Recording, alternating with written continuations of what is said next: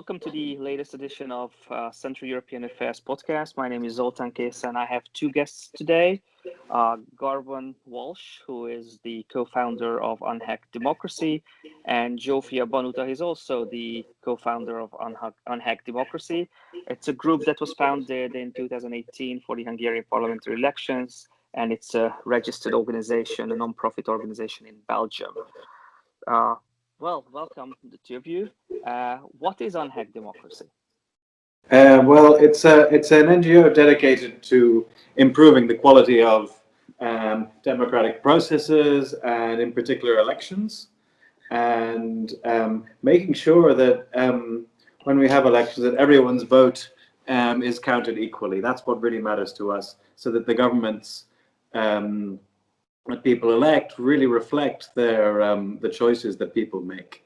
That's our guiding aim, and we want to make sure that electoral infrastructure is as good as it can be, that voters understand the system, that party activists are well trained in the mechanics of elections, all to do our best to make sure they represent the views of the population. And we want to empower people to take an active part in the democratic process, which is the foundation of democracy. Well, you were founded 3 years ago. What have you done so far in the 3 years? We started our activities with research in 2018, right after the parliamentary elections, which was the dirtiest since the fall of communism. We started crunching the numbers with Garvan, the publicly available data on the National Election Office's website. And we identified suspicious patterns, such as the ticket splitting rate in those precincts where there were no opposition election officials. The suspicious ticket rate was twice as likely than in those precincts where there were opposition ballot counters. And what we mean by ticket splitting is when people vote for what the government on the party list and the opposition on the individual candidate vote, or the other way around. And we found that in general this activity was very rare, but there were some places where it seemed very significant. And then it turned out that those places were places where there were no opposition party delegates overseeing the count to a great extent. Where did you publish your findings? I mean, did it make any waves? Because what you're telling me now, it would make waves in a normal democracy. So let me just expand on the investigation itself, because in addition to crunching the numbers, we also interviewed ballot counting officers. So we received 170 testimonies across the country. Of these 170 interviews, of these 170 testimonies, 66 were face-to-face interviews, and we specifically targeted precincts where there were anomalies in the results, such as high void rate or missing or extra ballots. And so we interviewed these ballot counting officers who were working in these precincts. And the third pillar of the research was press reports. Press reports we compiled not only from the Hungarian press, but also from Ukrainian, Romanian, and Serbian press. So the backbone of the research had these three pillars, which we published in Open Democracy in May 2019, right before the European parliamentary elections. And unfortunately, it didn't make such a huge splash as we had hoped it would. It rather had a bigger wave in the international press. We were also featured on the BBC radio's flagship morning program, and the AFP news agency also covered our report. But the essence of the report was that without fraud, Orbán's 2/3 majority most likely wouldn't have happened. I see. Garvan, a question to you now. Why didn't it make bigger waves, political waves? So there's always a balance here when you're talking about electoral fraud, and on the one hand, you want to point out the irregularities and the manipulation that happens in the system. On the other hand, you don't want to discourage people from voting. So it's important to say that these are problems that actually can be fixed. And the way to fix them is this particular anomaly is to make sure that at all polling stations there are representatives from all sides of the political spectrum. That way they can keep each other in line. Because what probably happened, and this is a bit speculative, but what probably happened is when you've only got people from one side and there are sort of votes on the margin, you know, a mark that might be inside, might be outside the box, that could be interpreted in one way. In every election, there's always a bunch of, you know, marginal votes like that. And when you only have one side represented in the counting committee, they tend to make decisions going one way. That's why you have both sides. You should have both sides in the committee. And that's why it's important for dealing with this fraud by getting people to be active, getting them to sign up as ballot counters and take that active part in the democratic process. And I think it's important to add that there is a psychological aspect to this. If you remember, Zoltán, there were 100,000 people marching on the streets of Budapest right after the 2018 elections.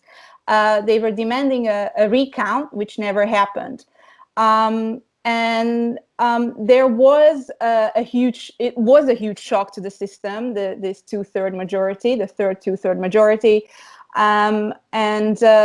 I believe that there was some sort of fear also from the press side that they did not want to go into details of a possible election fraud, which was uncovered by a new organization that did not have any history in Hungary. This could have been an additional. Okay, let me give another side, because I was, you know, a candidate at the election, and I actually had observers in every single polling station, and they told me that they did not find any fraud, anything that was irregular. There was only one thing that they found irregular, which they told me months later, was the fact that in some cases there were people who voted legally, but these people had never been seen in the area. But that's something that you cannot do anything about. But otherwise, they did not find any other irregularities. Yeah, I mean, one of the other things that we identified was this phenomenon of phantom voters. So ID cards belonging to you know, districts, but not referring to any real voters in any one place. And you may remember the recording from Here TV of people being bussed across the border from Ukraine in one of the bordering constituencies.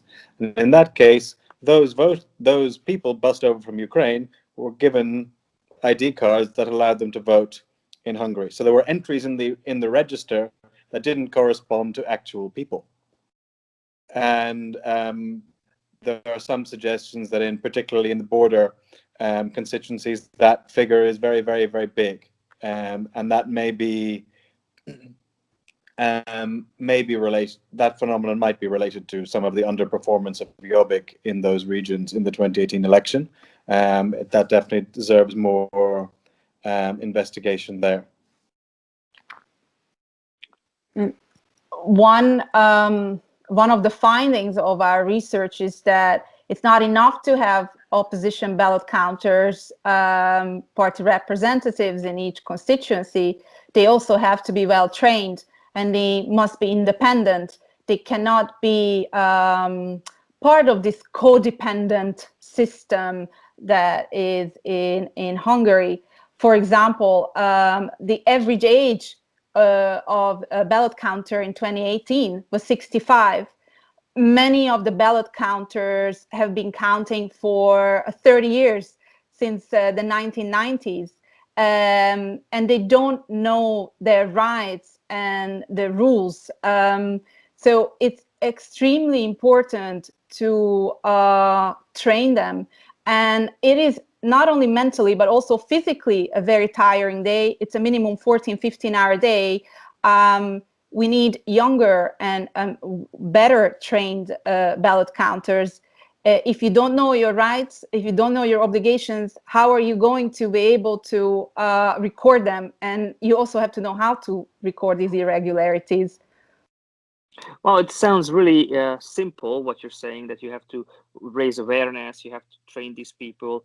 Are you finding these people who are going to be ready to be at the polling stations, or are you working together with some organizations? Because in Hungary, when we come to the elections in 2022, we will need minimum 10,100 people ready to be there, as you mentioned, not being the average age of 65 but younger.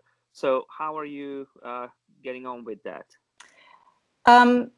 So there are over 10,000 polling stations, and we'll need a minimum of 22,000 ballot counters. No, even more than I said. Even more than you said, yeah, exactly. Twice.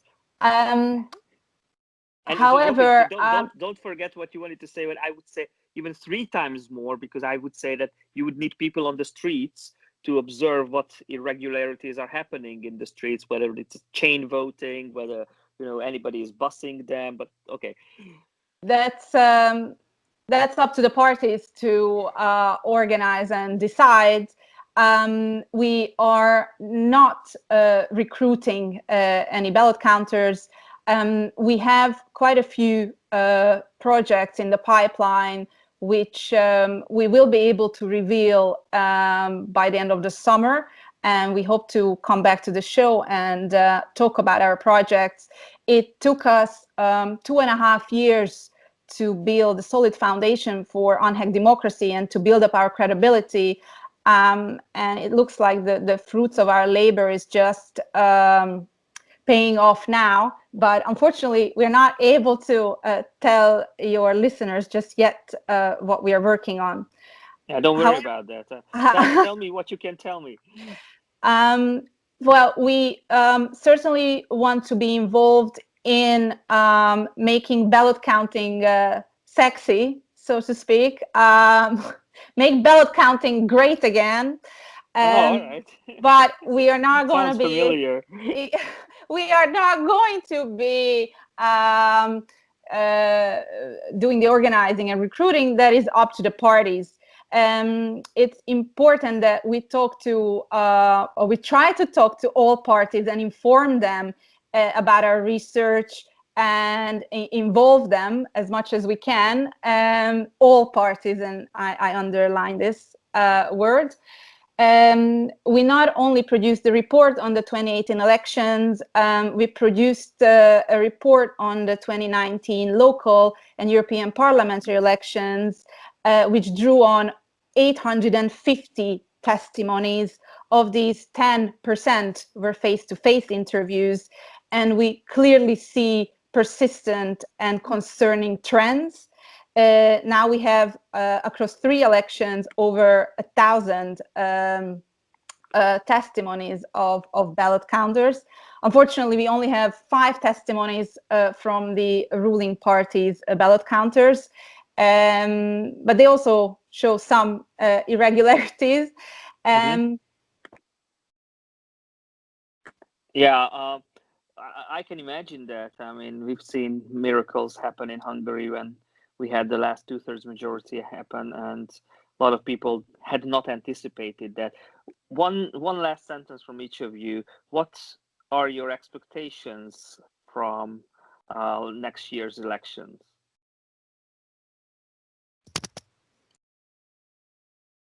Garvan, up to you first. Okay, Right. First. Well, I mean, if we see that things are getting much closer.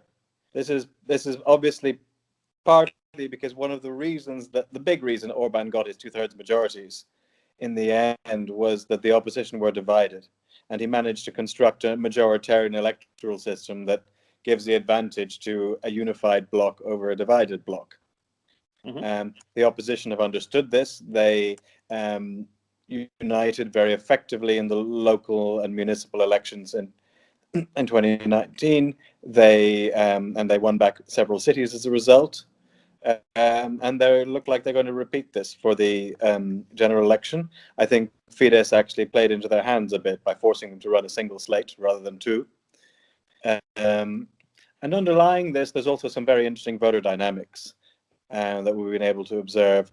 You've all seen the decline in Fidesz support related to the coronavirus mismanagement.